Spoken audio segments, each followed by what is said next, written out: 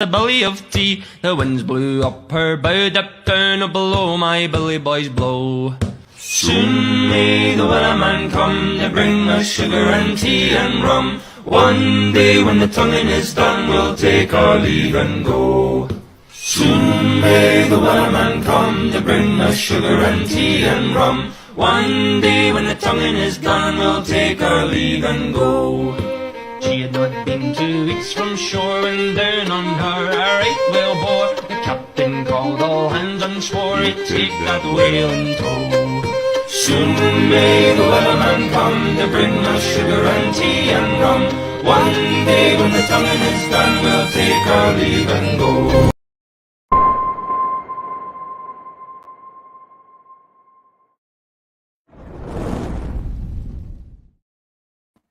Bancroft, how was that transition? It was okay. It's a little bit weird. I did upload that as a mistake. Well, I mean, that's your fault then. How are you? What's going on? Good. Just busy. Yeah. Oh my God. How? Not getting stuff done for people that you've promised to do for them. Yeah. For months. Yeah. Is that there's just it's crazy. It's crazy out there, Rob. It's crazy being popular, huh? All right, let's say hello, chat. We've got D-Wags in the house. My beautiful, dark, twisted Fago tree. Okay. Good to see you, dude. Joe Wapner's here. Jeremy Burt's KSS. Arthur Line. Lethal Diva was looking at the Gabe and PTP thing on Twitter. That escalated fast. Yeah, Mike said we can't talk about it for safety. Well, it's not. No, it's just it's not our business. It seems like it's a very serious thing, like very serious. It looks like there might be lawyers involved, so I don't think it's our business to be discussing other people's things, on the stream. That it really doesn't have anything to do with us personally. So that's just my take on things. Mike is the kind of person that helps me not get cancelled or cancel myself. It's not even that. It's like, it's just not. Let's leave it at that. Mo Biggs, good to see you, man. Let's go on down. Kay says, I'm not on Twitter. I'm missing out on the Twitter drama. I'm going to have to join you. It's not worth it, man. I love Twitter. Get on Twitter, KSS. If you just follow Comicsgate people, you can have a fun old time. You don't have to get involved in backroom stuff or anything like that. You don't have to. A lot of people, they just get on Twitter and they're like, oh, I got to get really aggressive and start yelling at everyone. You don't have to do that. A lot of people do that. It's easy to do because there's no, you can't hear the cadence in anyone's voice. But yeah, I know. I mean, talking to someone via DMs doesn't work that well sometimes, as we found out earlier. Dave Feeds here. Arthur Lyons here. Sark's in the house. Sumo Thori, good to see you, dude. Bancroft, can you keep an eye out on the chat for me on YouTube? Because my internet has just been shit lately, man. Noran Rad. Jay Ryan, good to see so many people here already. 31 people, it's great. Eat shit, Rob. Thanks, Mo. Will do. Eloise, the viewer, Wayne, Eric Grant, man, there's lots of people in here. It's good to see you all. Timberwolf, Voyager, Enrique. Dave, read my super chat. Hi, my name is Michael Bancroft, and P2P is sticking his nose where it doesn't belong, and I approve this message. Jesus. See, it doesn't matter what you say if you just stay out of it. Yeah, people will drag into it. It's just, that is what it is. Look, I hope it's all resolved in an amicable way, but it doesn't look like it will be. Serious Cat says, is the Comicsgate Twitter community still around? Yeah, I mean, pretty much all CG's on Twitter, man. And everyone pretty much follows everyone too. So if you are interested, you can jump on. I did notice JEC Jim Cox gave a membership at the start of the stream. Thank you so much, Jim. What's news, Bancroft? I've actually You got got a topics today. you got a member chat from Stephen Rockwood. He asks, Rob, when are you thinking to launch Replicator 4? I'm thinking of March around my birthday. So that's what I'm aiming for now. Yeah, that's what I'm aiming for. What about you, Mike? Do you have anything locked in? What did you say? March? March, yeah. Yeah, I'm thinking April. April, yeah. Cool. Yeah. Cool. And like locking that date in before New Year's, so that it's there and it's like, this is happening now. It's not just we'll do it next year kind of thing. No, this is happening. That's a good idea. Actually, I launched in April on the first one 2 years ago. Oh, that's kind of poetic. Some might say, oh, that's way too long for a book, and I'm like, well, it probably is, but hey, it is what it is. Pretty much of all CGs on Twitter. Oh, fuck off, Rob. Gee, I'm copping it from Mo today already. It's only been 6 minutes, Mo. I wonder how many people are on Twitter who are like, yeah, I'm CG and I do CG stuff on Twitter regularly. I wonder how big that community is. 200. I have no idea. 200? I don't know. No, it's more than that. Who knows? Oh, Bancroft, there is lots to get into. I don't even know where we want to start. We're thinking about moving this show. Is kind of what we're thinking about. Let's talk about that. Yeah, well, yeah. I mean, if you just watch the Camel, maybe last stream, I don't know. Camel and Rob had a bit of a Twitter dust up, and I'm like, all right, guys, calm down. Didn't really work. Actually, Camel and Rob are both, they're kind of hot-headed fellows, but and we can all get along. But essentially, there's an issue here in that Camel can't do the show on any other night, and I can't do the show on the nights that he could even possibly consider doing them on. So it's like for the video game show, this is it. It's and we have the constant problem of fucking daylight savings time changing everything. So exactly the time slot will be great, and then it will change for us, and it won't be as good, and then it changes for him, and it gets even worse. And it impacts this show. It impacts his show because he's got to cut it short and get all the shit done. And we argued about that today. So we just think, he's like, he said he was going to cancel his show. I'm like, I don't want that to happen. That's not my intention. I think, Mike, we can move this to a different day. That's not a huge issue. So we just need to figure out. I mean, I'm happy with the time slot. Yeah, that's the thing too. Like when we started this show, there was no one streaming at this time, and now that's changed. So many other shows. I mean, that's just so. YouTube. I mean, we don't necessarily have to do this time slot. I don't know if you guys in chat like this time slot. It is pretty fucking late, as I understand over there. Mo says, I have a suggestion for where to move the show off a cliff. Damn. Where would you get your fix of the Weller Man though, Mo? Jeez, you think Mo would be happy I was away for a little time, and then he's I played the Weller Man. He's been saving it all up for you. I know. It's like you think if you go away, people would forget, but it's like they just store up their pent up anger against me. I mean, I get it. That is the solution, dude. Seriously, if we can get to that, that would be great. KSS says, there is only one solution to this problem. We need to make Bancroft rich so he can quit his civilian job. I'm trying, dudes. I'm trying. I was looking at it, actually. You need to do a graph, mate. You need to do a graph of how far away you are. That would be cool. Well, I was actually saying to Mel, you remember I was saying it was about 3 months ago, I was saying, I think I'm about 1/5 of the way to replacing my wage on YouTube. Yeah. That's now jumped up to 1/4. So, sorry, 4. I need to grow up by about 4 times. I've started doing a more broad appeal show. Mm-hmm. which is going fairly well. I think people are responding well to it. It keeps things different, and it's getting more viewers. More viewers means more members, more super chats, that sort of stuff. Yeah, That's yeah, where yeah. I will really make the money. I don't have, without doing it, without being able to put out 3 videos a day. I won't be able to compete with those guys who have hundreds of thousands of followers. So I'm happy. I can do the streams. That's fine. But it's still going to take a long time, if it even happens. Yeah.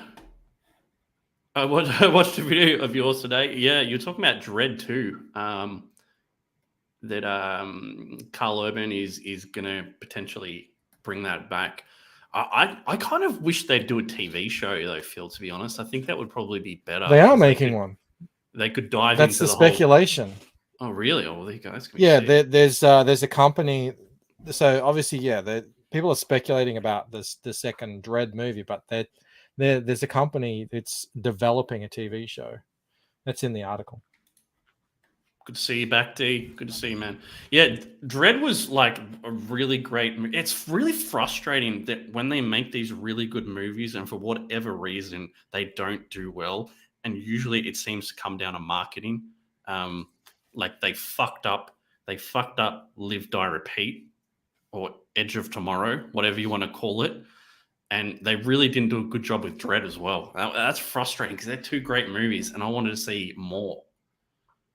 Yeah, but we've got 7 Jurassic Park movies. Yeah, but that's 5 Terminator movies. Sly's version is still better, dude. I have not watched that in God. That's the only one I've seen. Decade. I haven't seen the newer one. What? Oh, that doesn't surprise me. Yeah, I You've didn't got even know it terrible taste, man. existed. No, I didn't even know it Terrible taste. existed. It happened during my when Victoria was born. So they were like the dark years for me. Like popular culture movies. There's all music and movies and TV shows that just disappeared into a void that I never saw because it was just new parent and everything. KSSS says, harsh take, we only needed 1 Jurassic Park movie. Yeah. That's the only one I've seen. I've only seen Dread. 1. You've only seen 1 Jurassic Park? Yeah, you didn't need any more. It was great. Wow. Classic.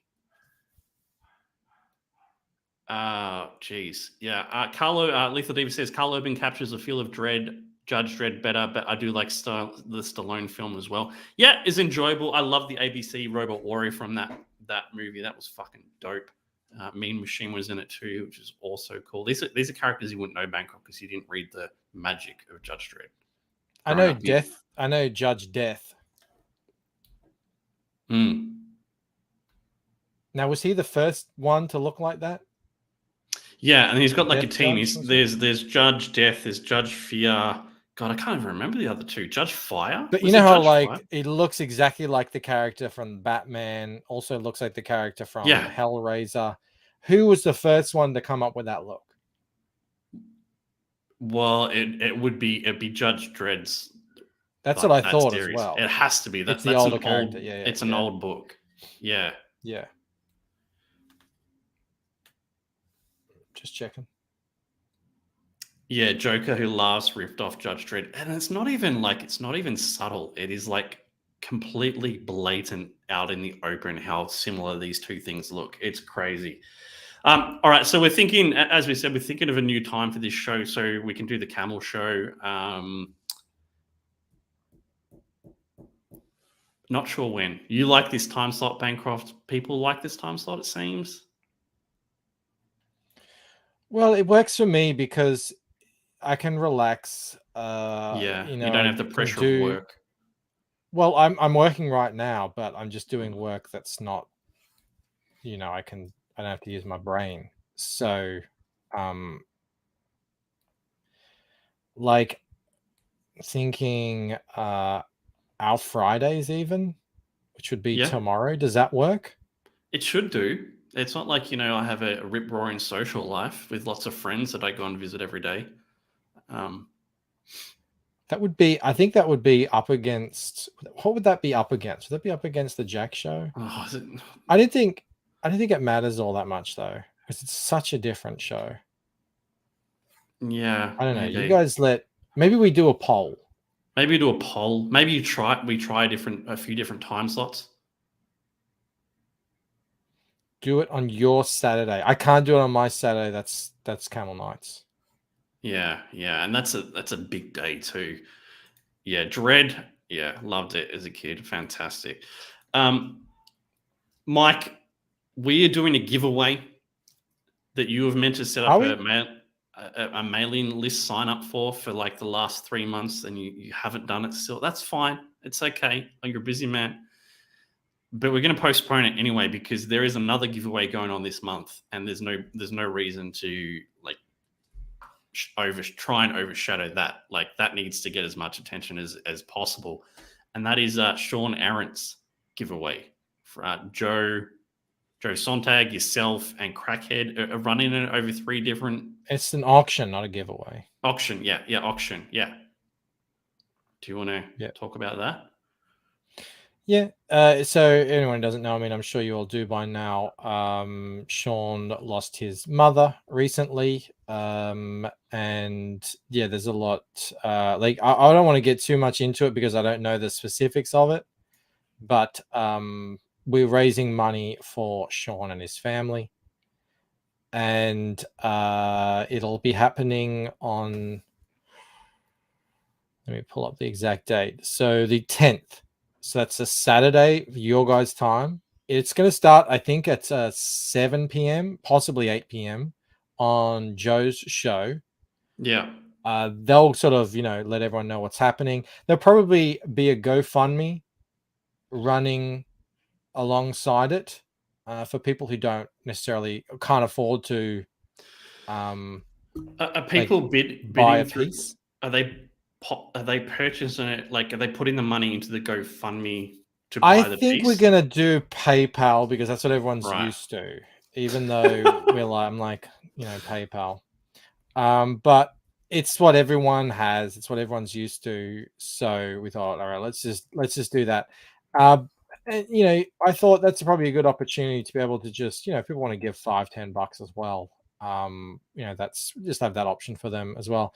But so they'll be running an auction on Joe's first. They'll have an awesome Brett Booth piece as well as some other stuff.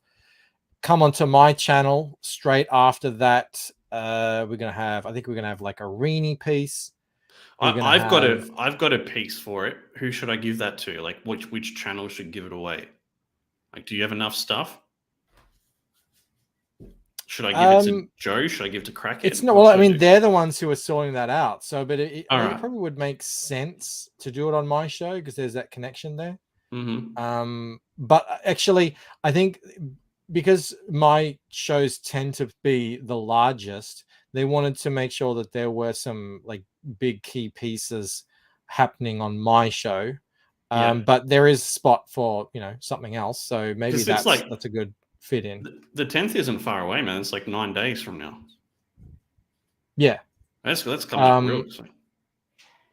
A big shout out to D-Wag and Joe, obviously, and Amanda and Rick and everyone else who's like making this all work in the background. They're putting a lot of work into this, so to make sure it all goes off without a hitch.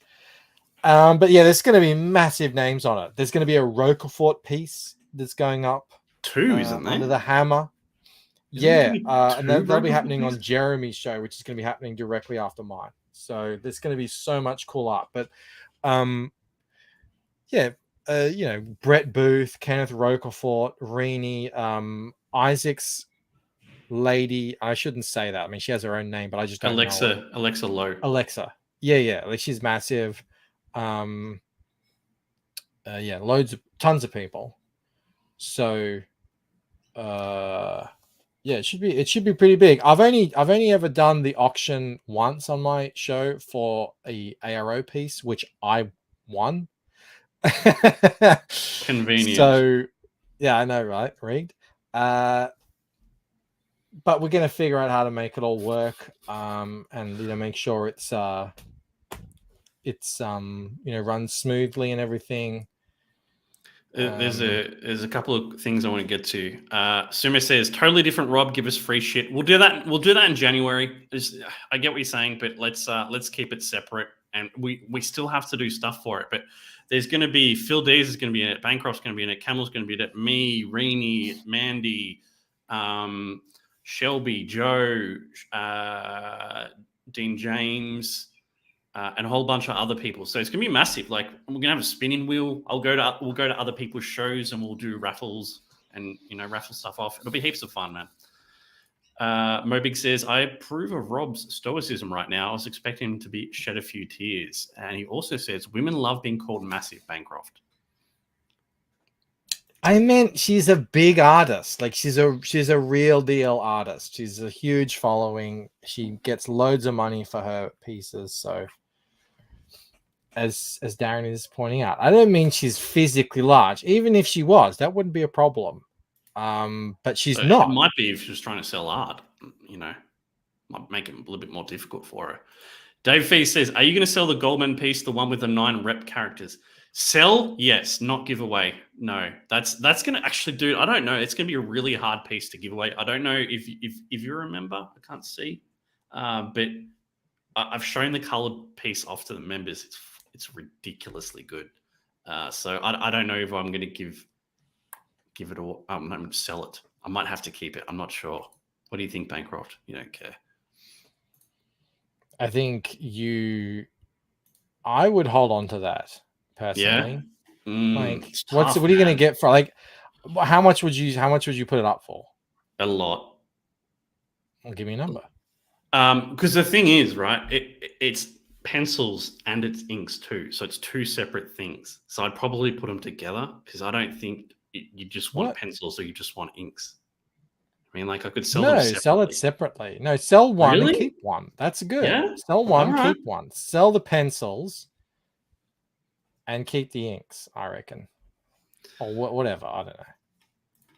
That's what I would do. But I would still make it a lot.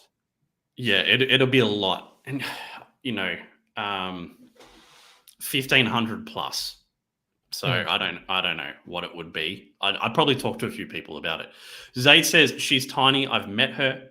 Mo says I'm just saying she carries a lot of weight in the art community. The art community. Yeah, exactly.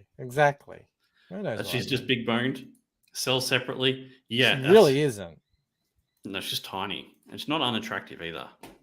You see that. I only have eyes for Mel. Except when there's a redhead that pops on, then you're in a bit of trouble. You're like, what? I'm not into redheads. Again. Are you sure?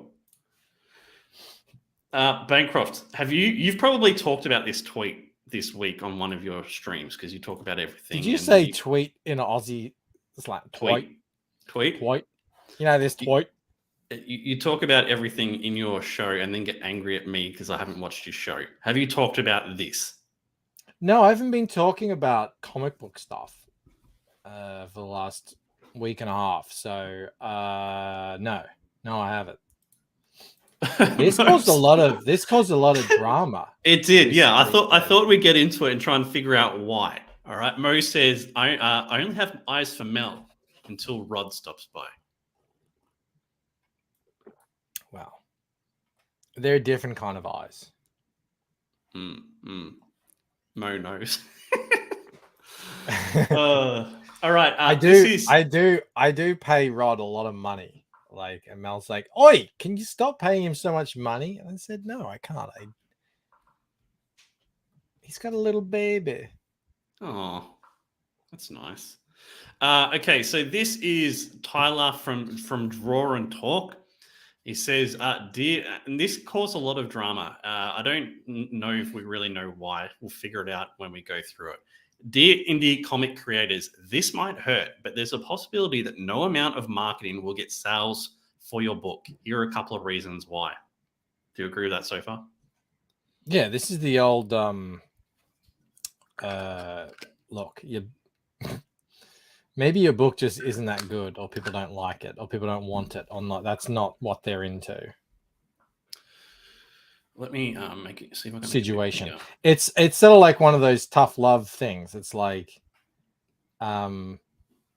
you're it doesn't. Yeah, you could have the biggest platform in the world. No one wants this sort of thing. David Fee says Tyler is a lackluster mangaka. Why is he making drama? Well, I don't know no if amount of Tyler was marketing. making drama. I think people looked at what Tyler's producing and they don't like it. Like Ether did that, a bunch of other people did that, and they're like, "Well, who's this guy to talk?" I think that's what it's all about. I don't know. It all seemed a bit. I thought the thread was fine, whatever. This is what Tyler likes to do. I thought there was some points in there. I especially like the bit that said the Lucent is like, God damn it, super appealing in terms of genre.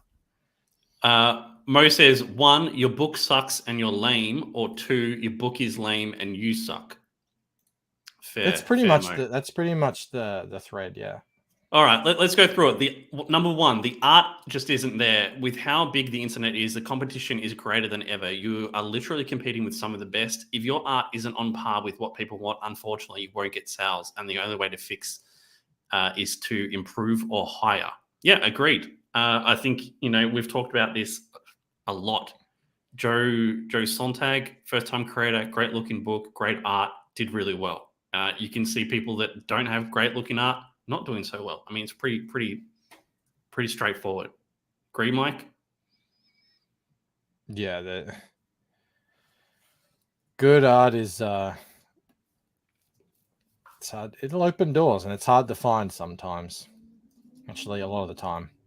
It's funny, I just started reading Inglorious Rex, and I got the preview copy of Wrecked Planet as well. It's like it can be pretty shocking.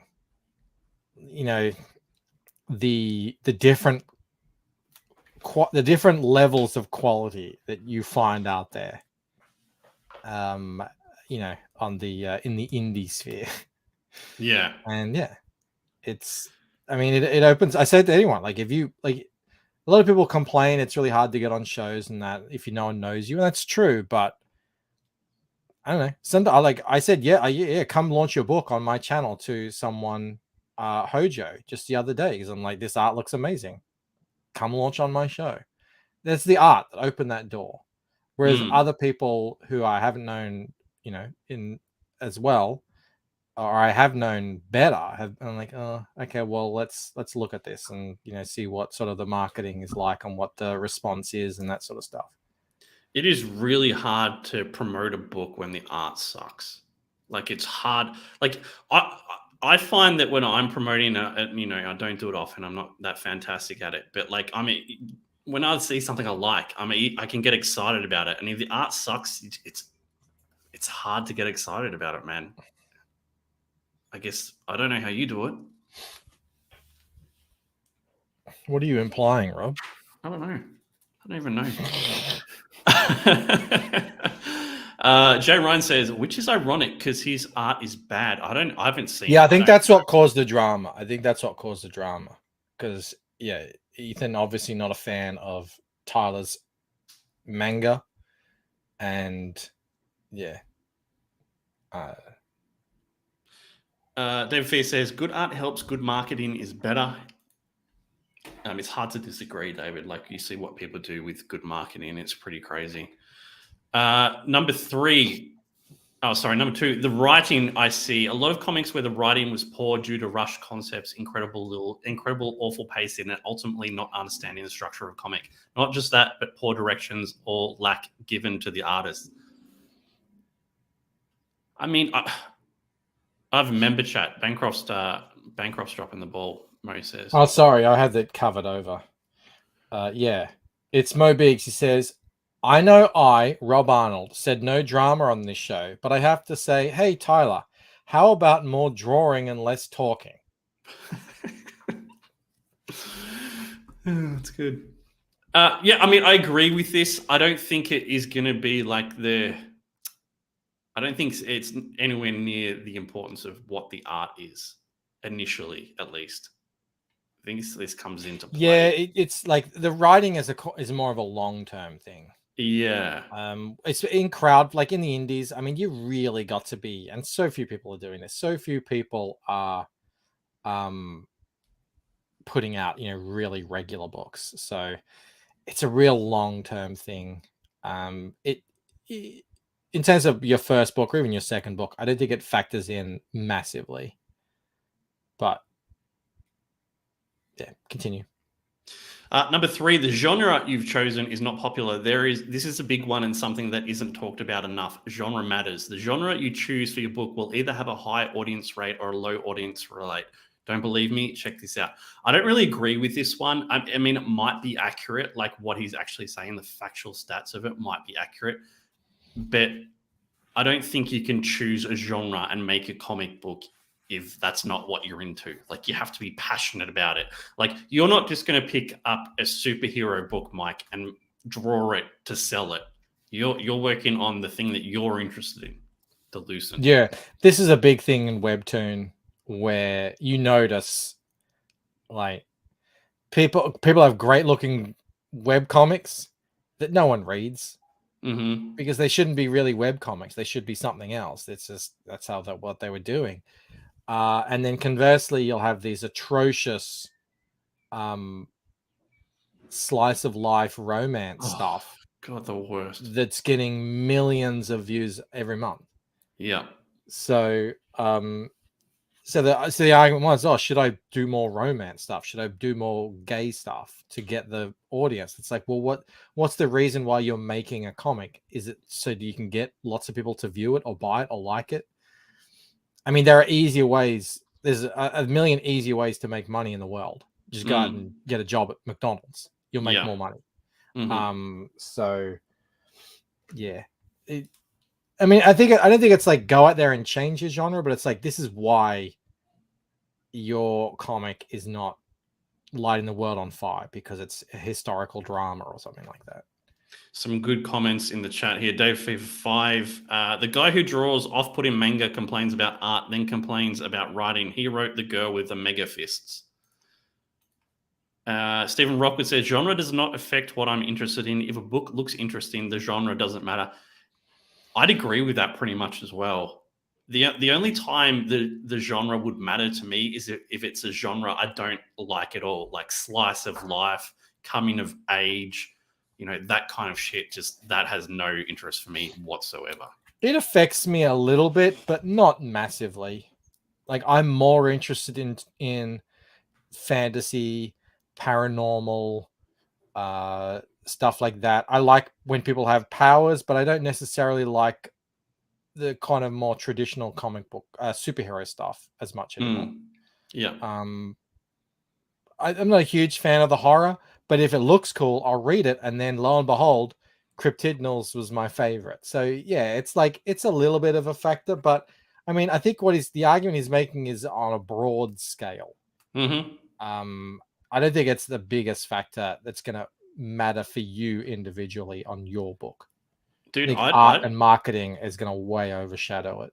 I'd make the argument that the title is arguably more important than the genre. No Andromenoids? Agree or disagree? Well, I mean, with Andromenoids, as much as I don't like it, the fact that it is, my problems with it is something that we've talked about multiple times. So people are talking about Andromenoids, hearing about Andromenoids. But yes, I think the title is more important than the genre in comics. What do you think? Could be. Yeah, I wouldn't argue against that. I could be convinced that that's correct, because a title can make or break a book. John says, you don't necessarily need great art for a book to be a smash. Look at One Punch Man, drawn by one before Murata took over. The character was popular because of the writing, not the art. Yeah, dude, I agree with you. I just don't think... what am I saying? I don't think it happens... I think that's a different situation. I think because One Punch Man and all mangas, they're coming out regularly and you're getting lots at once. So, yeah, over time, the writing will win out over art. But that's really not Over what time. most of us are doing here in the indies. We're crowdfunding, we're slow, it takes a long time to get anything out. The art is much more important in the sort of time frame that we're working in. But yeah, in a story like manga, in a medium like manga where it's much faster and longer form, yeah, I think the story wins out. We see that happening. Mo says, how many of us thought we'd back a book with extremely graphic gay necrophilia scene? Yet many of us will be buying Painted Death. I mean, yeah. It's up to interpretation, though. Up to interpretation. Title and logo are very important. Agreed, man. Dave Fee says, yeah, the title is more important than the genre, 100%. Yeah, I agree. I agree. Rob loves my comic title, Tits and Bullets. Well, you know what you're going to get, you know? Judge Dredd, great title. Agree. Instead of Andromenoids, bulletproof tits. Dude, that would slay. That would do so well. Mm-hmm. Have a great cover. It's got like the boobs, snakes, and then all the bullets are flying off everywhere. It's got like the snakes on a plane kind of title, you know? Yeah. Okay, so where were we on this? So yeah, then he's listed all the other types. I don't care.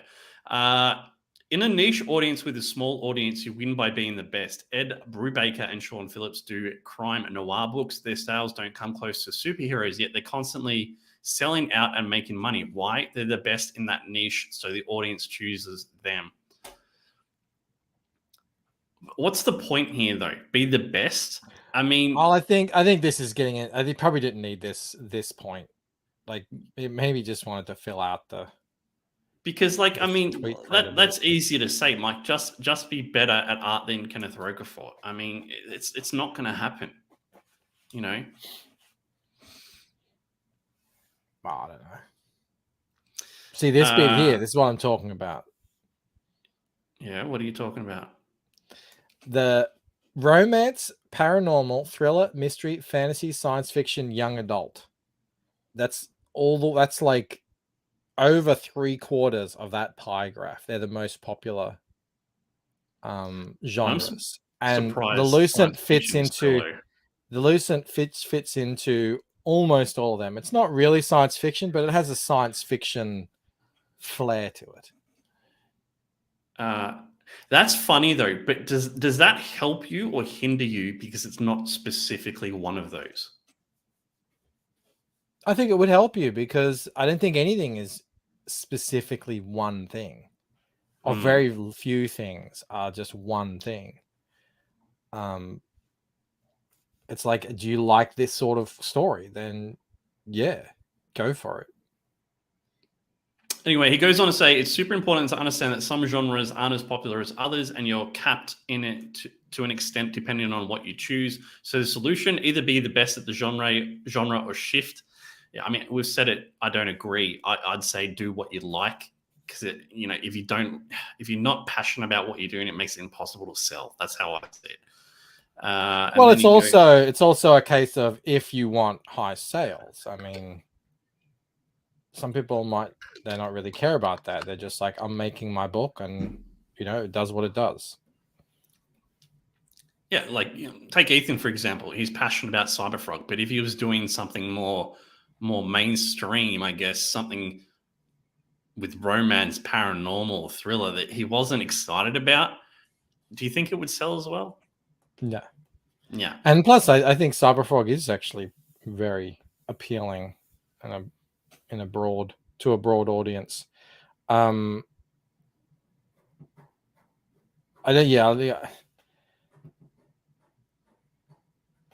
on. She gave up. Packaging, number 4. This is what your product looks like, the pricing and its deliverability. If your product looks bad, it's poorly priced, and I won't get it in a year, you're not going to win over anyone. Remember, comics people still like a good release schedule of some sort. Yep. You got any on that? Well, I mean, some comics people do.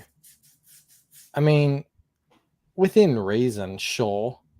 I do think too. I think a lot of stuff is overpriced. I think a lot of it could be more professional. Mm-hmm. As for the release schedule, some people really care about that, and some people don't. So,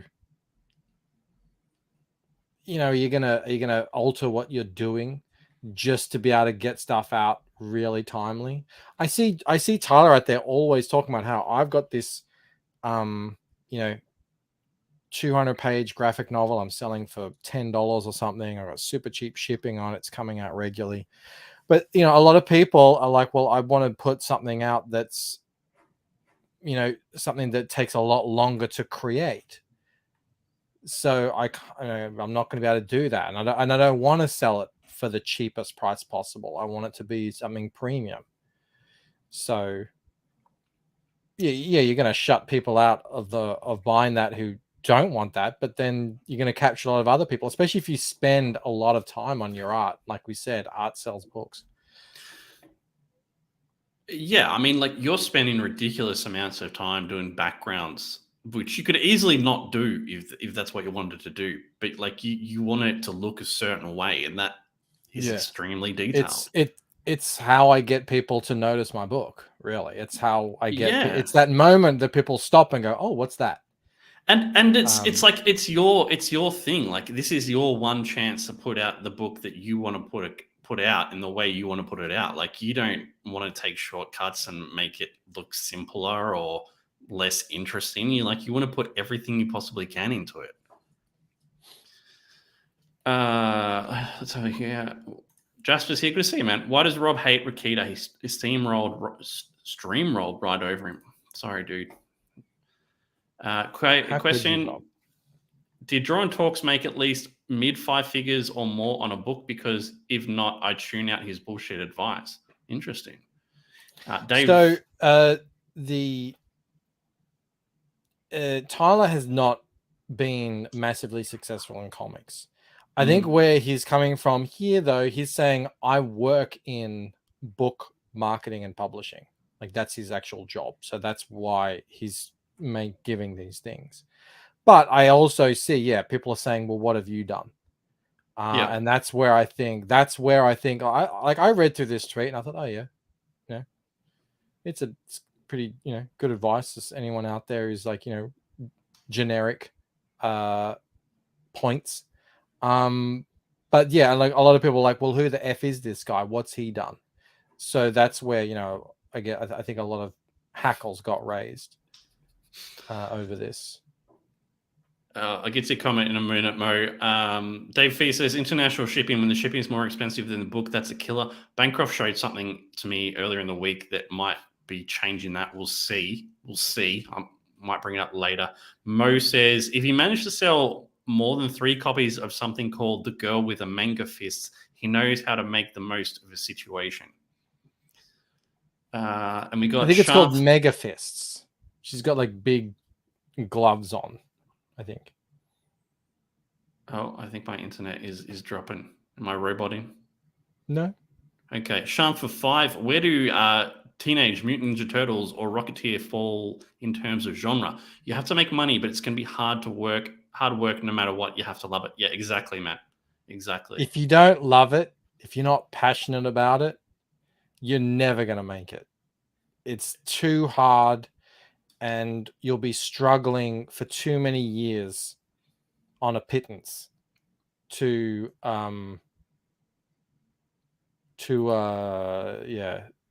there's, like I said, like this is the hardest way. Comics is the hardest way to make a little bit of money if you're lucky.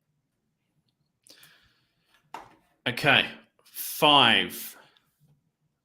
You are the problem. If you lack humility in the space, people will see it. If your arrogance is making it so that other creators don't want to mess around with you, that'll bleed over eventually. In fact, don't do this type of marketing tactic.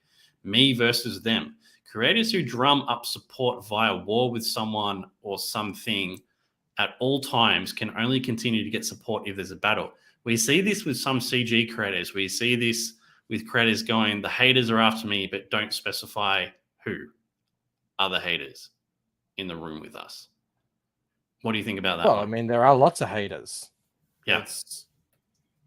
We know them by name. I don't know. Like sometimes we don't talk about them because we don't want to give them oxygen.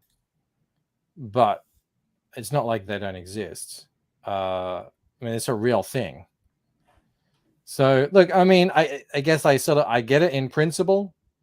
You don't want to just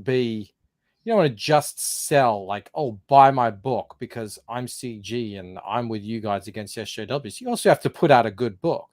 Yeah. But I think like for the most part, that's what I see CG is doing for the most part is like, check out my book. It's friggin' awesome.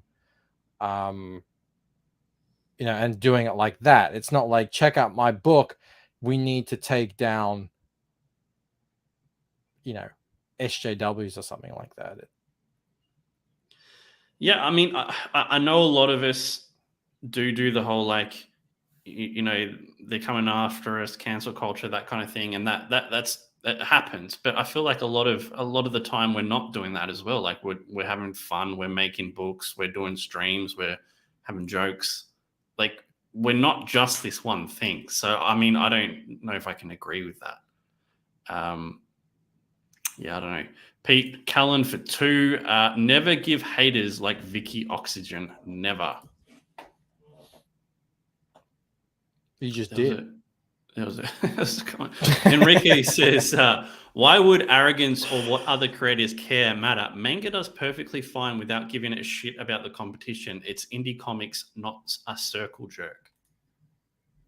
I don't even know what he means by that. Yeah, I'd have to think about that. It's like too difficult for this time of the evening for me. Yeah, I'm trying to relax here. You got to really dumb it down for me, especially. Sean Ferrer says, "Boo, you suck, Rob." Good to see you, man. Okay.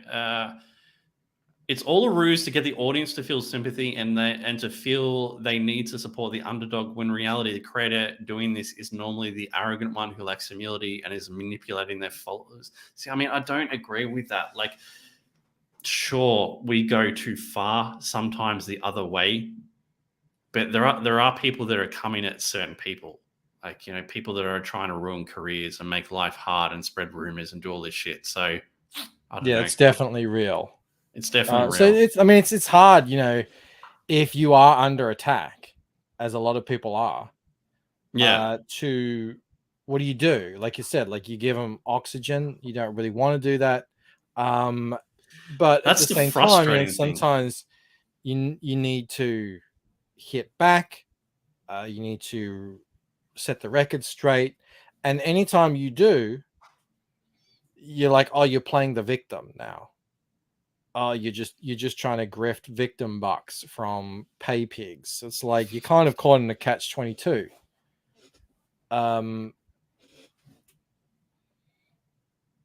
Yeah, it's obviously, it's not as if you can't. What am I trying to say here? I don't know what I'm trying to say. This is too hard, Rob. I wasn't expecting like. You weren't expecting topics or hard like conversations. difficulty. Yeah. I've set the bar too high, too I know, right? low, and now I've raised it. Yeah, that's the thing though. Like, people say don't give them oxygen, but like, if I call you a cunt, Bancroft, and I just keep calling you a cunt over and over again, and you don't respond to it, people are going to start thinking you're a cunt. So what are your options? You just ignore me? Do you think they will though? I mean, they'll probably think you're the cunt. Probably. But you get the point I'm trying to make, right? Like if you get called something and they keep calling it over and over and over again and it picks up and you don't say anything back, is that what you meant to do? Just say nothing and let people call you that? Yeah, Rob calls me a cunt all the time. Yeah. Cunt over here is like mate. Friend. Can Bancroft don't be a cunt? Bancroft gives me enough oxygen to survive to super chat him. Okay. Thank you, Sumo. And that's it. I could do 10 more reasons, but we'll stop with this. Ultimately, take accountability, get better at your craft, don't be scared to learn new skills, and be humble. And be ready for my creator newsletter sign up this week. All right. So I said, add to that people who like sell themselves as the next coming of Jesus, which I did earlier. So probably. Oh my God, that was so funny. That was so funny. That was a joke. That was a joke. No, like, people who come out and say like, oh, the mainstream is shit right now, which is, fair enough. But there are still good people working, still good artists, at least. I don't know about writers.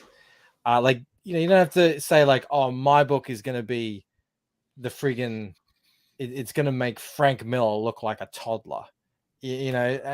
People who do that, like, they paint themselves such a tiny little target for when their book lands, that it's setting yourself up to fail. That was my addition to it. I got distracted by Jay Ryan saying, at anytime someone calls you out, say you have lawyers on standby.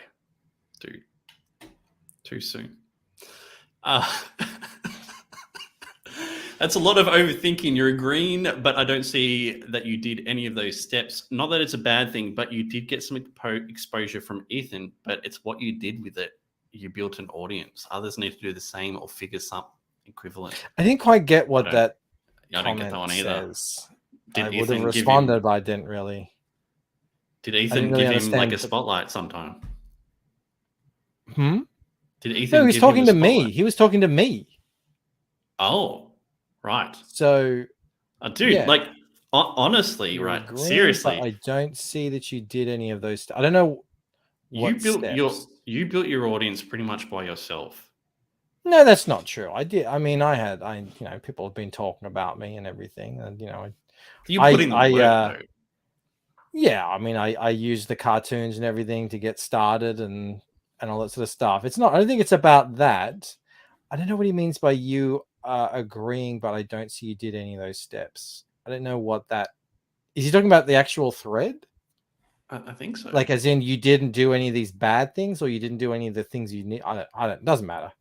I don't know. If someone can decipher that for Bancroft, that would be great. Because otherwise, it really doesn't matter. It's just a random tweet.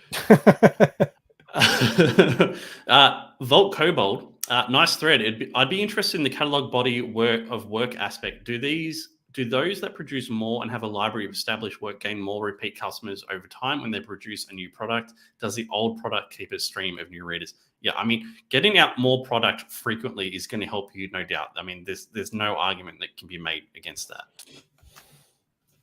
I mean, Jasper kills us about that every single week we're here. So I would add a Snuggie Junior. I would add price point. If your book is too expensive, it might be too much of a risk for buyers to take if they don't know you and your work.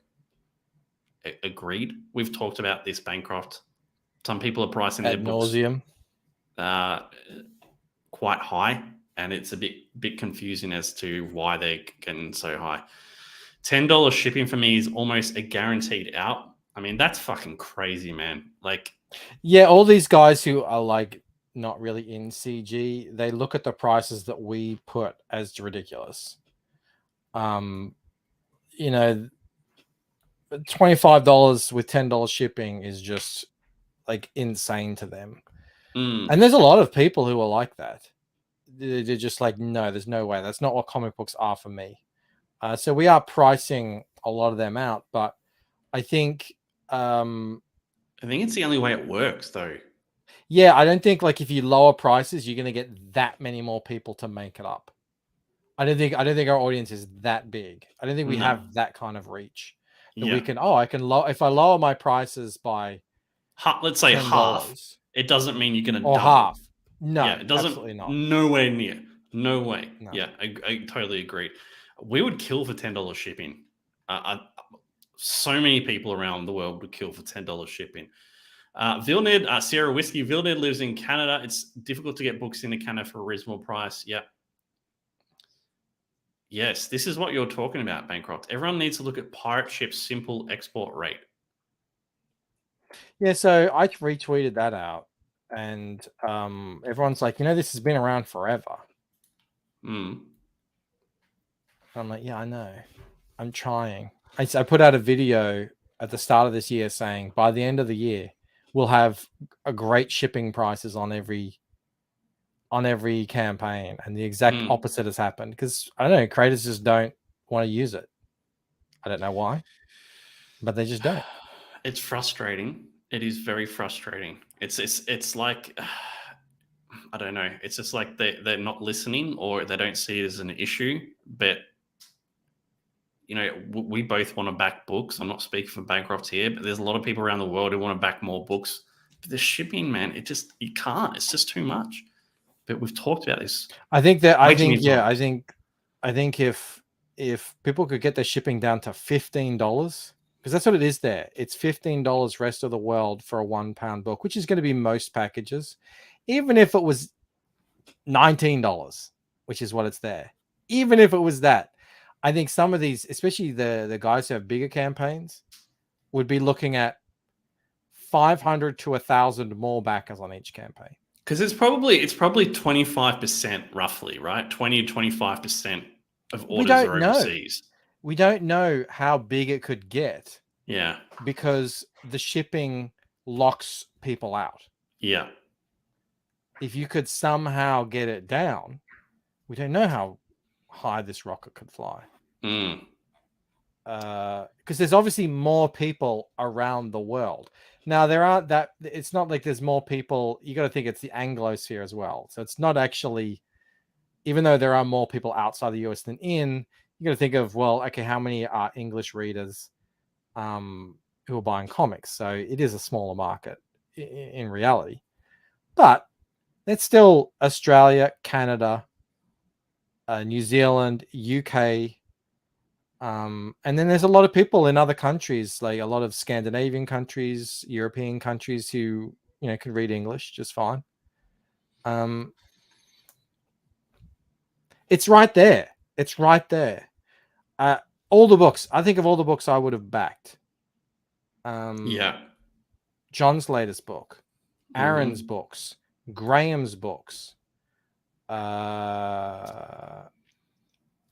heaps of others that I go and check it out when I see they launch a campaign, and then I put it in the shipping and it's like $35. Yeah. $40. Ripper. I wanted to check it out. I wanted to see what all this hype was about.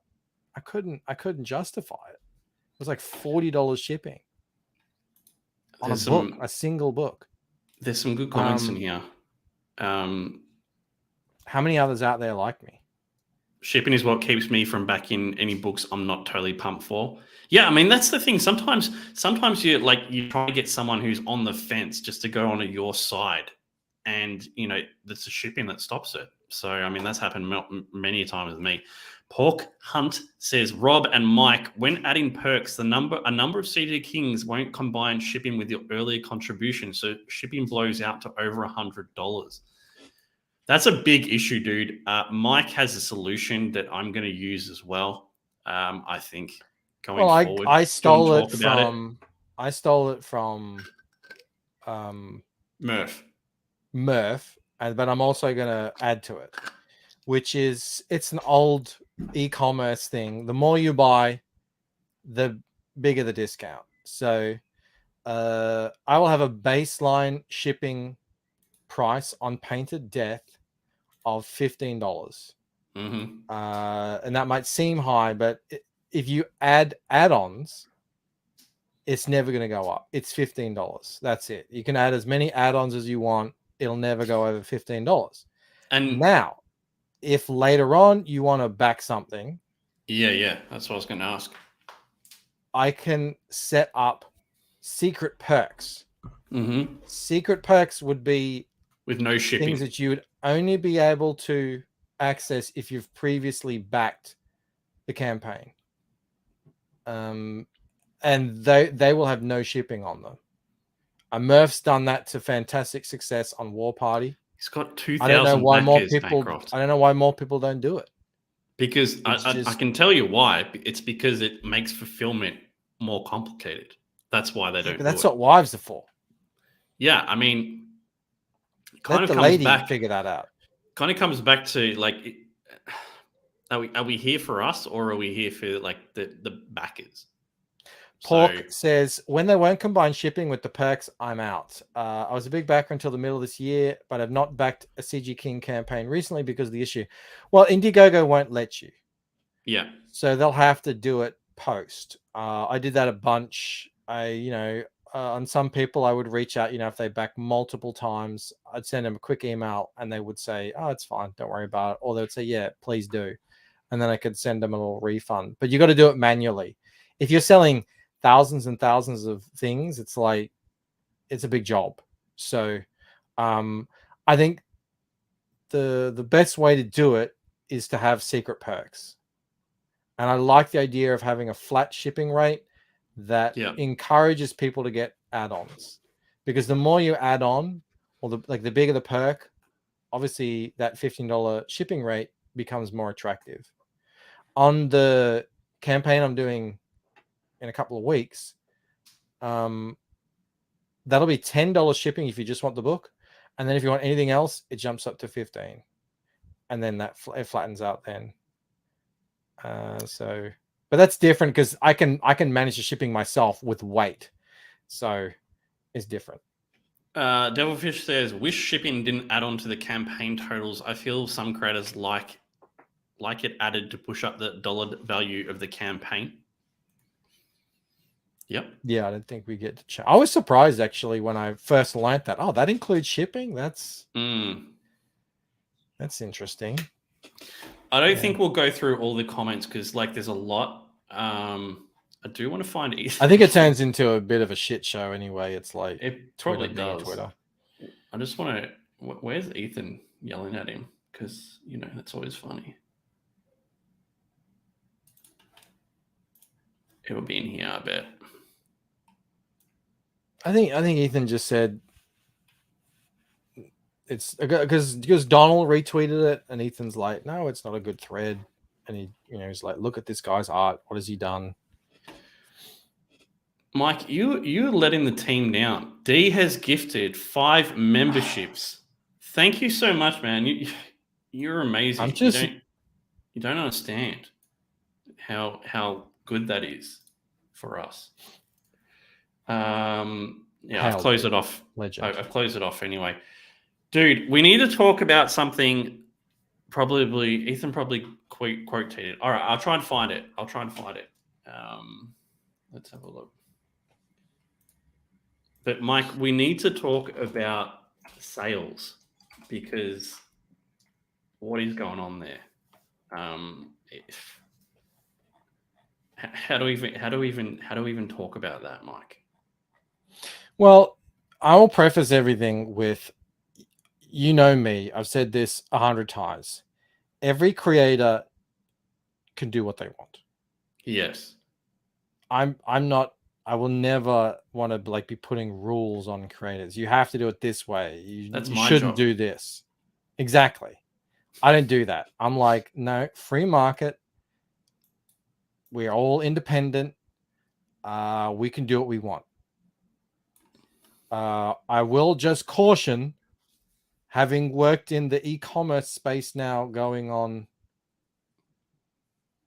10 years plus, the sales are a race to the bottom. Be aware of that. How do you mean? How do you mean a race to the? Because everyone starts competing against each other on sales.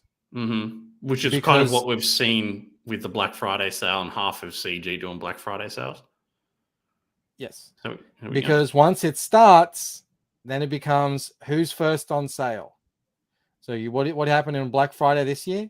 Everyone's doing Black Friday 2 weeks before Black Friday. The Black Friday sale, we're starting early, 2 weeks early.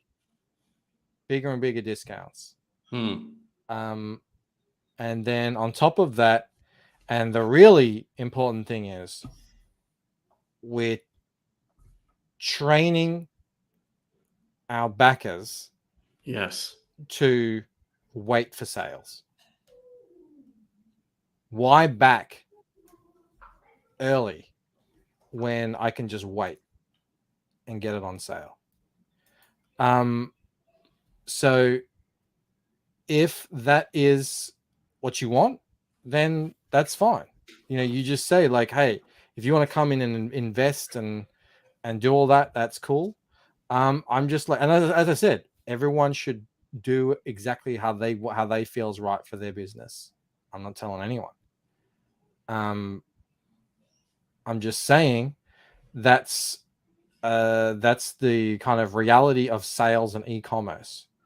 Personally, for me, it's like I don't want to make things cheaper when the people who backed me first paid full price. You know what I mean? That's sort of just Yeah. how I look at it. I think the best way to do it is something along these lines, and it's kind of similar to what Camel's done with his. But I think this is what I'm going to do. I'm going to say I introduce a new tier, right? That tier is going to be discounted straight away. And then after X amount of time, it will go up to its normal price. So I feel like with that, you're giving backers access to something cheaper without pissing off all the other backers who have already backed it. Lots of big e-commerce companies go on sale. In fact, they all do. They do it for a reason, because they need to move stock. Yeah. So many of us don't have these issues that a lot of these other guys do. They have stock. They're holding on to massive amounts of stock, and they need to get rid of it. That's a reality of doing business.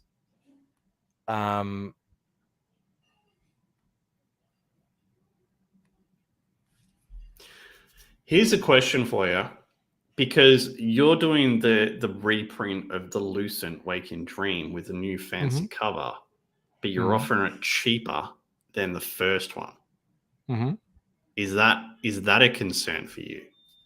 No, I think that's the direction that is a positive thing. Like, if you get it first, you get the premium first edition. Yeah, with all the extras and all the extras and everything. Are you If you cutting wanna it wait, down? Like, is it the it's same shorter. book, or is it? No, it doesn't have the interviews at the back. It doesn't have the UV spot. I mean, I think eventually, think about it, like, going forward. Imagine I'm like on book 7. Yeah. You can't make people buy books 1 to 6 for $25 each. It's just that ain't gonna fly. Oh, you want to read you want to see my new campaign? You're just hearing about the Lucent. Well, you have to go and spend $150 on back issues. I don't think that's gonna fly.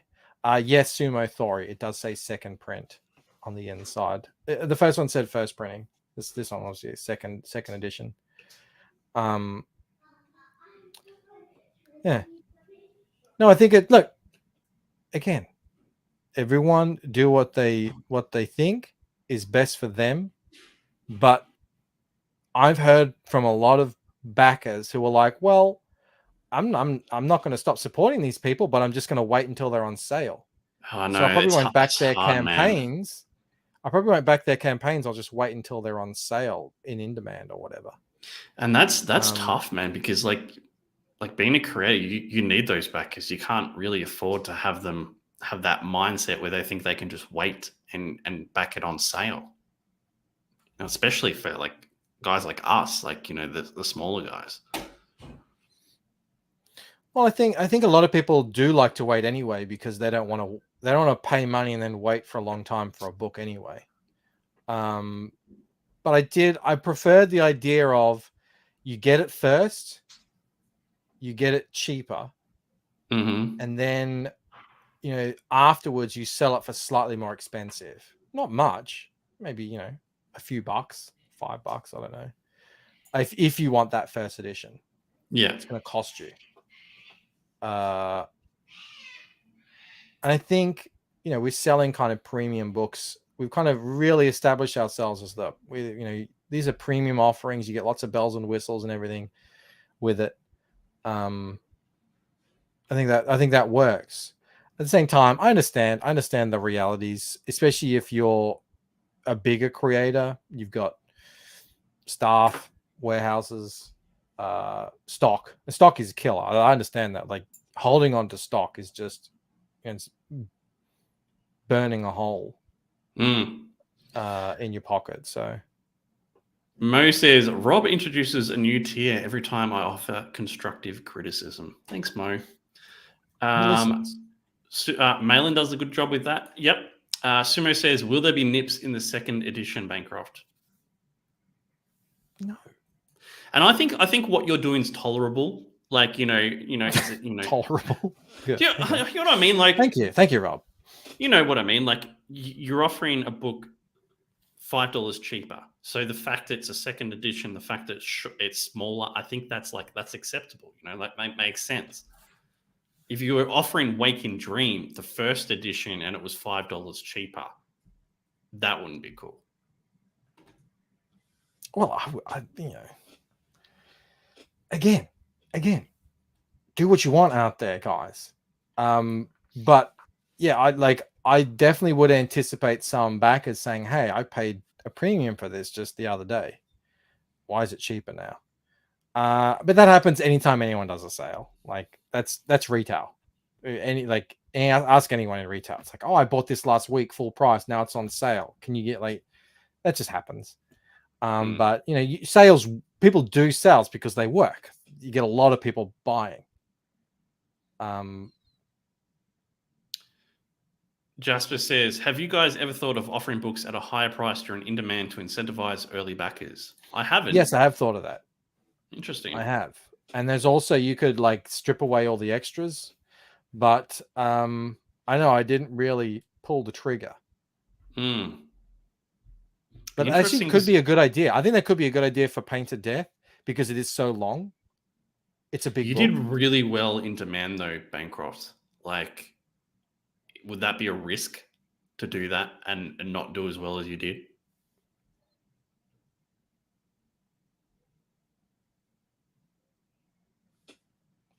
I don't know. I think my book is really, to me, it feels like I'm selling it for pretty cheap. Yeah, I agree. I also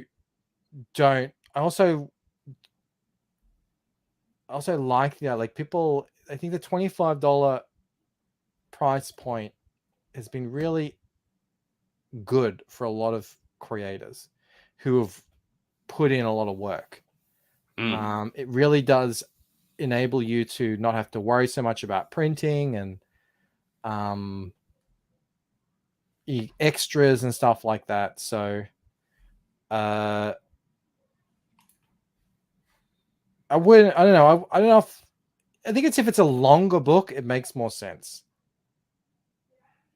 I don't know. I'd have to think about it. I just heard about it again. So I used to talk about that a while ago, back in the day. Someone was asking a question earlier about how many pages a $25 book should be, or how much you should charge for a 48-page book. I can't remember what it was. Bancroft's doing 96 pages for 25. So you're doing? Yeah. Probably over 100. That's pretty ridiculous value. So that is the answer to the question. Well, a lot of these guys, we just looked on Twitter, a lot of these guys would go I don't care if it's a 300-page book. I'm not spending $25 on it. So, Sean Ferrer says the Lucent Painted Death 100K easy. Nothing's going to be easy. I can tell you that. You got to fight for it. Back to the sales thing though, because I just want to make a point. Liam, right back in the day, he did a 50% discount towards the end of his campaign and got absolutely crucified for it. People hadn't received it yet. It wasn't out yet, and half price. Like that stuff. Like that is something you want to avoid, like the plague, man. That would be an instant refund for me. Many Kickstarters do early bird pricing for a few days. It's the same idea. 60 days is the early bird period. Yeah, I've seen that too. Guys, we're going to do an earlier, quite quicker show. We're going to only go for another 15 minutes. We're doing an hour and a half tonight. We've covered quite a few of the topics, Bancroft, which is good. Do you have anything? How's your stuff going? My actually new website. Oh yeah, how's that going? I mean, I haven't worked on it today, but I talked about it the other day. I can bring it up if you want to. Yeah. I'm going to do a giveaway, guys, too, because when I've got 50 members, and we've gone past that now, so I'll probably do it next week, whenever we do it on this show. But I'll try and find the pieces that I'm gonna send out. So give me a sec.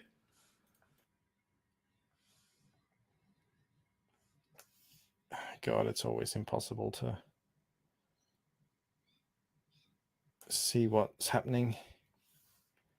All right, sharing screen. Rob's not even here. Oh, there he's back. Right here. Talk about emus. All right. Man, my cover is just fucking baller. Look at that thing now. Your cover? You're claiming this? How crap did that look before I got my hands on it? Let's just say that. With the green? The green. It was terrible. I mean, you might have just thrown it straight in the bin. It was an improvement. I'd already been building a Wix site, and I want to go back to it when the campaign is done. So I think I might I'll set up the lucentcomic.com. No, is that what I call it? Yeah, the lucentcomic.com. And then it'll forward to this. Mm-hmm. And this will be a lot like the, if I go to Rippaverse, basing it off that pretty much.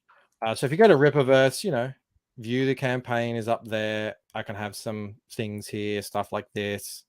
I don't know if I'll have code of ethics, but, video there. That sort of stuff. Yeah.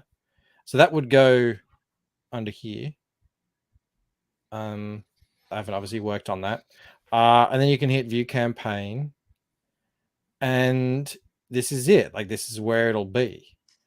I don't think any of the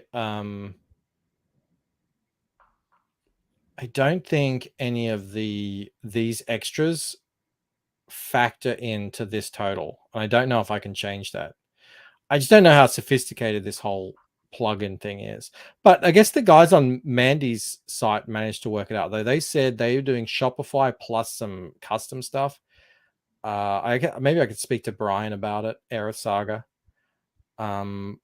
I can add some more stuff in here, but really I don't want to make it too complicated. I really just want a simple thing. I'll probably make that a $500 goal. Don't need to go crazy with it. I have no idea how many I'm going to sell. I think I have to clear 30 to make it 30 what? 30 copies to pay for itself, to kind of break even. So yeah, we'll see. I got no idea. Jasper has a really good question. No broken glass from the bent buildings, Mike. Well, I mean, I don't know if they're actually bent. I don't know. Originally this was like the glass is broken because of like a shock wave, but I guess it doesn't. Does the bending really shock? There is a bit of. Do shockwaves not go out in all directions, Bancroft? Yeah, they do. I mean, there's a bit of broken glass down here. To me, I was thinking it was more like what's on street level. So like the glass here on this bus is broken. This is shattered, and you can't really see it here in this low resolution, but it hasn't like smashed out. Why is it low resolution? We don't like that over here. I mean, it's pretty good. It's pretty good. So I came up with a theory during the week, and you're gonna confirm it for me. What does the lightning touching the bike symbol on the road signify? What do you think it means? I don't know. But I'm sure there's something. I thought you there. had a theory. That's my theory. It means something. What does it mean? Is there something, or is there nothing? Lightning touching the bike. Yeah. No, it doesn't mean anything. Porn. Okay. We got 70 people in here, guys. Please hit like and subscribe, and think about coming a member, because this is coming. This is some of the stuff I'm going to give away. I think Bancrofts. I haven't run this past Mike, so not that he cares. But there's this piece. This was the first piece William did for Replicator to see, the characters, get a feel for the characters and that. So there's that piece. I think it's really cool. There's this piece from, I forget who the artist was, Alan Lawson, I think it is. It's his Riker ink piece. And then there is this Shelby Robertson piece from Shelby's books. Yeah, they're all good. I think I'm just gonna do a giveaway for all the members if you're a member. So just throwing it out there. If you want a chance to win that, become a member. What's up, Wow. Hyper Wizard? That's very generous of you, Rob. Nice. Lucky I'm a member. I guess do I get to pick now? Dude, if you win, this is what I'll do. If you win, I'll send them to D. That is what I'll do. What?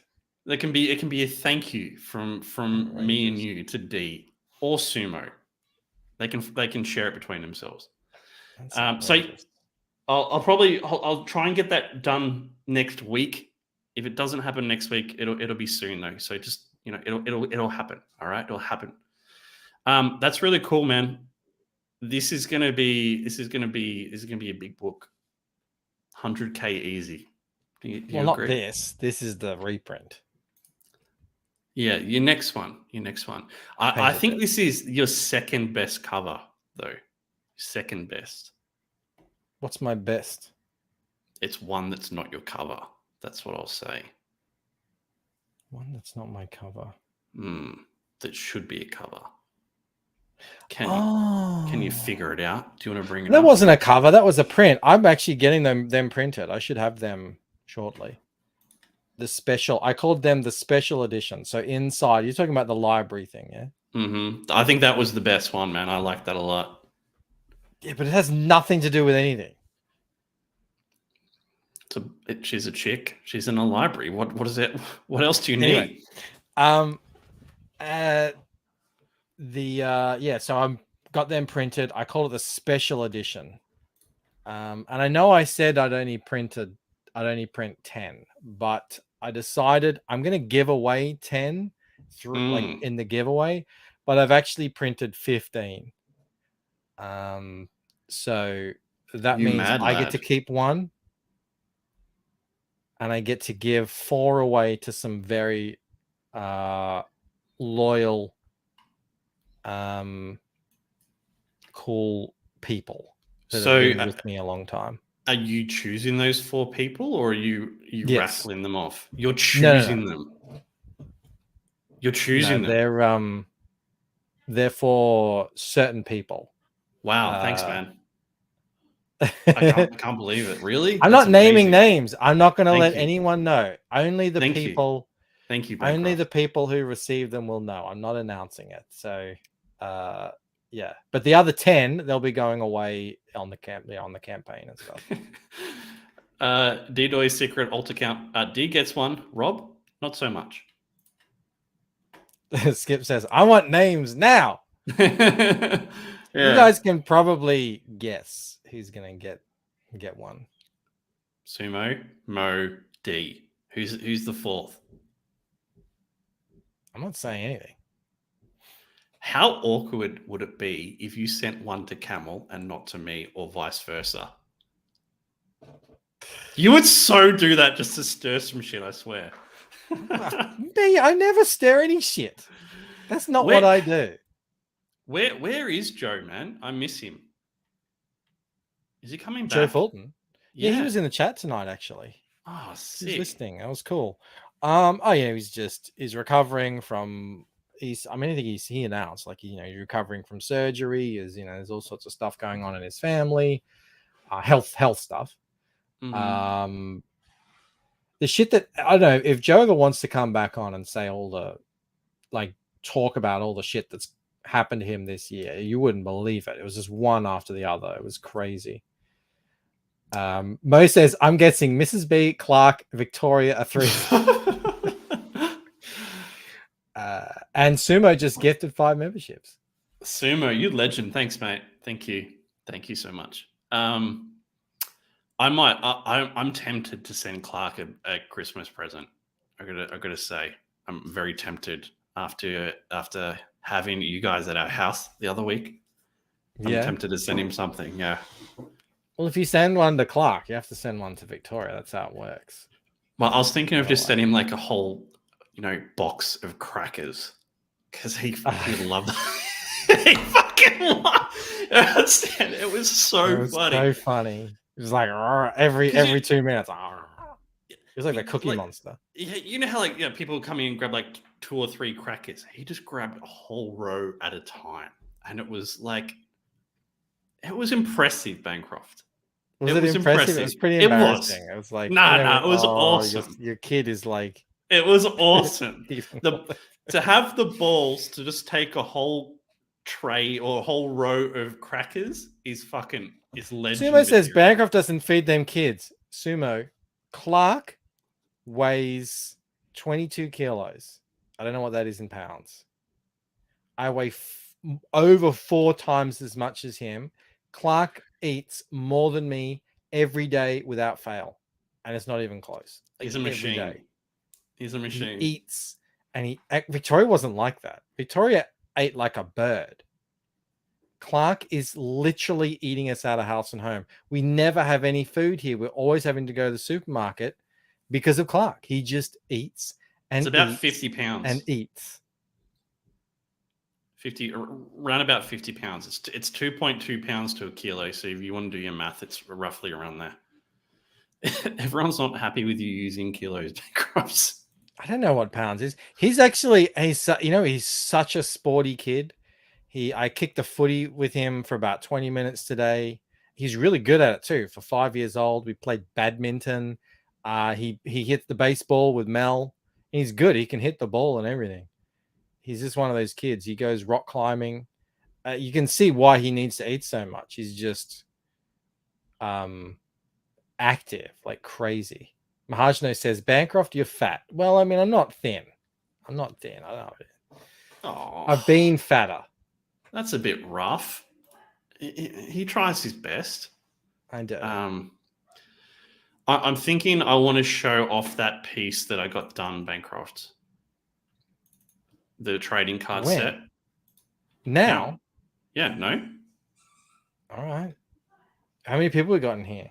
70. Oh, that's good enough. Do I show it zoomed in or do I show it zoomed out? Well, you've got the sensor thing on it, yeah? Mm-hmm, I do, yeah. Yeah. Yeah, just, I don't know, get it up there and we can zoom in and out. Okay, all right. So let me just say this, right? I hired this guy. Someone recommended him. I hired him. I didn't expect this. You guys have heard me bitch and moan and complain about colorists for fucking months upon months. And he fucking killed it. He absolutely killed it. I was blown away. It could possibly be the best piece of art in all of Replicator. That's my opinion. Art is subjective. You might not like it as much as I do, but I fucking love it. This is it here. And it is beautiful. Like, look at this. Yeah, I was so impressed when I saw the colors on this. This is a really hard piece to color. Mate, there is so much going on this piece. To make it work is amazing. So just the funny thing is my 2 favorite characters from this piece are actually Payne here on the right and Michael here on the left. Yeah, I know. He done a really great job on that suit. Yeah. Because the red, there's a it's pretty easy to make that red kind of overpower everything, but it doesn't. It's really subtle. He did a great job. Mo says those are excellent flats. I can't wait to see the finished colors, dude. No, they're great. Yeah, and then Valen down the skin work on Valen is exceptional, Mike. It is really, really good. It's all good. I like the all the little extra details on the little nicks and scratches on the machinery and all that sort of stuff. Yeah. So this is going to be the trading card set. The replicator is down here. Obviously, he's blurred out, so you guys don't get spoiled as to who he is and what he looks like. He's gone with a different choice of color for Goliath with the light up here. I don't know if I'm in love with it, but it looks good, and I'm not going to change it. So I'm just going to leave that as is. I've loved this thing. He's done such a good job on it. So make all those background elements work without overshadowing the characters is incredible. Yeah, I was really surprised that there were no color holds used on this, and it still manages to make it all make sense visually. So. Are you gonna say the colorist, or are you keeping that? Nah, dude, I'm not saying his name. Yeah, people know who he is. Well. I'd be like, no. But I'm happy to let people know about artists. I do it quite often, but as I said, the hell I've gone through looking for a colorist I'm actually really happy with. This guy has absolutely slayed it, and I don't. No, Malin, I'm not saying his name, and I don't want other people to steal him away from me. He's busy already working on other people's books. So, yeah, I mean, he's killed it, man. Ghost looks fucking amazing. It looks great. It's going to be a trading card set. Sign up to Replicator 4. Link will be down below in the description, as well as Bancroft's Painted Death. And this will be purchasable. I'm not sure what the price will be. We'll probably unlock some of the cards as like stretch goals or whatever it is. But yeah, it'll be the whole thing will be purchasable as one piece. And I'm probably going to make it as a poster as well because I fucking love it and I want it as well. I want it behind me because I like art, man. I love it. That's an awesome one. Just said poster, not trading card. Yeah, I mean you got to do both. It's too both. Good. It's too good. Yeah. It's really great. You need to downplay the coloring even if you love it so you can pay him a lower rate. You want to think you're doing him a favor, you know what I mean? I actually paid him more, man. I paid him half again of what his rate was because I was really happy with his work. And, maybe I shouldn't do that. But like I said, it's really fucking hard to find someone that you're really happy with. So when I do, I tend to pay them money if I think they're worth it. So that's what I've done. What do you think, Bancroft? Good or bad idea? Yeah, you said it. I think it's probably the best piece of Replicator art. Yeah. It sits right alongside that thing I've covered up of Rob Willis and Kyle Ritter. And that's actually saying a lot because you've had some cracking pieces. Yeah, dude. Come through. That's some amazing pieces. It's a. Yeah, I mean, it really does capture the essence of the story in this image. I like what I would want it to kind of look and feel like. So, yeah, you really couldn't have worked out better. Yeah. Good to see Malin here, man. Good to see you, Malin. John apparently broke Rainey. She's just argues all the time now. She seemed like she did seem she was kind of a bit befuddled on her stream earlier. She was like, he's just saying that I'm too soft. I got to toughen up. David says, don't overpay artists. It goes to their head and they deliver lesser work. Yeah, I mean, that could very well be the case. Justice says, pay your people if you want to keep them. That's where I'm coming from. John agrees with David. Well, I think after everything Rob's gone through on Colorist, it's been a shit show, an absolute shit show. So, yeah. I can understand you wanting to keep it very close to your chest and hold on to him by rewarding his talents. Yeah. We've already Yeah. said too much that it's a he. With There's this lots of piece, there's lots of lady colorists out there these days, believe it or not. yeah, I mean, she's a really good colorist, and you should definitely, all of you should definitely. It's gender they. non-conforming. Hyperwizard says, "Can't wait to get that card set, Rob." Yeah, thanks, man. I'm really happy with it. It is one of those things that I think it's rare where you get like sensational pencils, sensational inks, and then sensational colors. And this piece has all of those. So I'm absolutely delighted with I it. will definitely. I might need to get you to send me like a high-res JPEG of this because I'll definitely want to be studying some of these techniques for the piece I'm doing for Camel. Yeah. Just some of the rim lighting. I like how it's got a kind of glow on it. I like the glows on the. I mean, is this good all around? The values are incredibly impressive. If you're a colorist, you know what I'm talking about. I was speaking with a guy about colors in general, and I'm like, oh, I'll probably get some edits done on it, and he's like, just don't, man, don't fuck with it too much. It's fantastic as it is, and just leave it as it is. And I'm like, you know what, you're right. I did make some edits on the Replicator, but that is because it had to. But yeah, that's it, guys. Sign up for Mike's book, my book. Thank you, everyone, for the members. We'll do a giveaway probably next week or the week after. We're probably going to move the show to a different time slot to make sure we can do the game show as well. Anything else, Mike? You wanna say?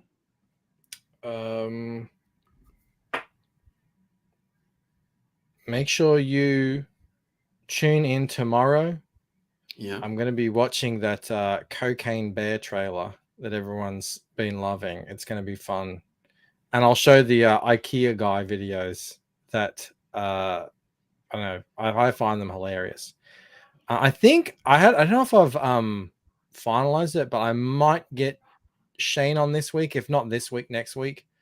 And what about Malin?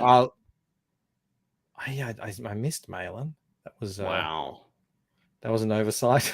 Jesus. But I did promote Omega Storm a lot on videos and stuff. So, but Malin ended. So, and the stickers, bookmarks versus stickers, will be launching this Saturday.